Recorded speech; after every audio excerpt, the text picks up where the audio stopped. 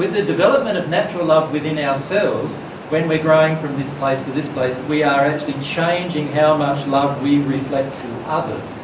Yes.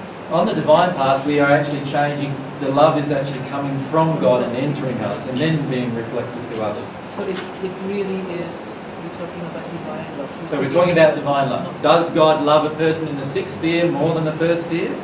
Right? The answer is, and the question I actually said wasn't that. The question I said, does the person in the sixth sphere receive more divine love than a person in the first sphere? And the answer is yes. Does God love them more?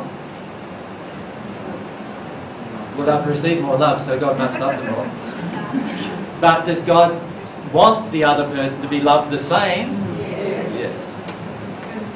And the scale we're talking about it in the spiritual world, but that will apply, this scale will apply equally on earth. Of course, of course. Everything I'm saying about these spheres is all to do with your soul, so it's all to do with what happens here on earth. Jen, right up the back's been very patient.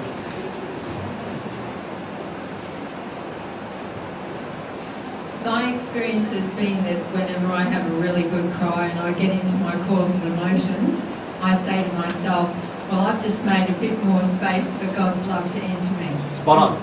Yeah. That's exactly what's that's exactly how I feel. And I feel very proud of myself when I say that.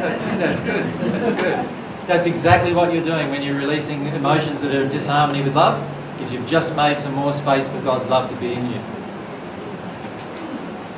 AJ, can you just talk about the reasons we don't want to receive love? Is that just our injuries and equating love with fear and that sort of thing? Yeah, a lot of us don't want to be vulnerable, we don't want to be open, we don't want to be truthful, we don't want to be all sorts of things, right, that are in disharmony with love. So, like when I have a desire to lie, I have a desire to live in disharmony with love. So I'm not being loving, and I can't, if I have a desire to be lied to, I have a desire to be treated unlovingly. So if I say to my husband, do I look good in this? Do I look good in this? And he's really feeling, she's a bit tubby now. Many men have learnt never to say that. Because our wife doesn't have a desire to be loved. Because if she had a desire to be loved, she'd have a desire for truth. And if she had a desire for truth, she would ask for my truthful opinion and would not get upset if I gave it. Does that make sense? So many of us, how many of us get upset? We ask for somebody's truthful opinion, they tell us it, we're upset. Well, the truth is we didn't want their truthful opinion. And we don't have a desire to be loved because truth is loving. So can you see how this affects all parts of our life? Yeah. Dennis, thanks.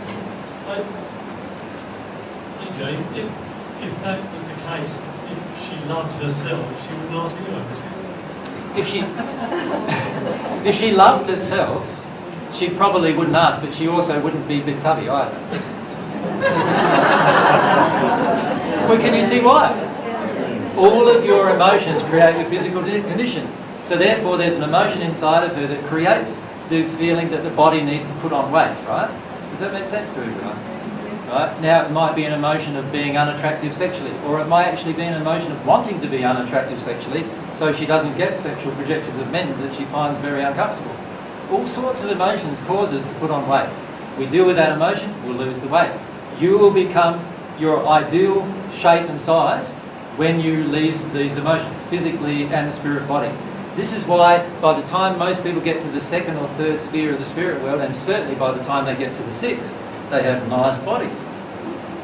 Because all of the emotions that create disharmony within the body are released. That's also why they all look 25. Because all the emotions that create aging are also released.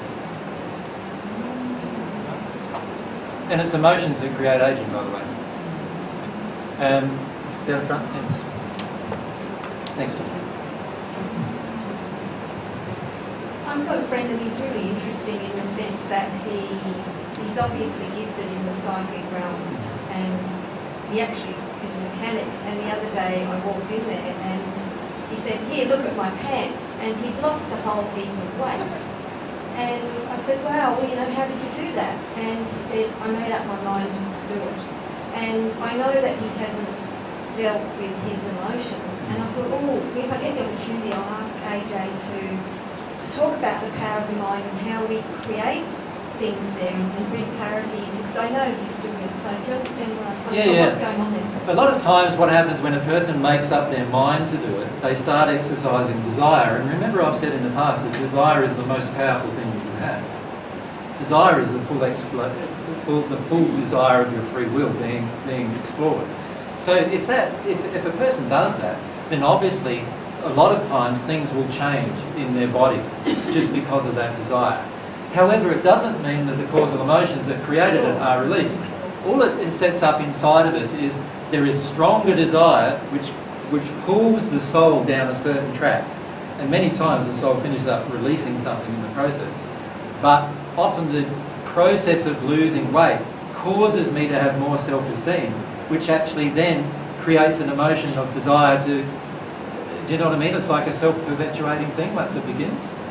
And this often happens. So often people can exercise their mind and change, right? And in fact, every person on the natural love path going to the sixth sphere does this. They exercise their mind and they change. But causal emotions will be released in that process, which cause the changes, right? It's just they're not totally aware of what those causal emotion changes are during that process in many cases. However, if you deal with a causal emotion that's related to your weight, you will drop weight within weeks. And so that's something to just bear in mind for those of you who feel you're overweight.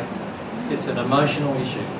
And a lot of times it can be a very, very strange emotional issue. For example, for a woman who's on the overweight side, it may be an emotion where you do not want men's attention. It might be an emotion like that. Because when you were younger, you might have got unwanted men's attention, right? Sexual projections from spirits or from people on earth when you were younger that you didn't like, and so you put on weight to reduce the amount of sexual attention you get.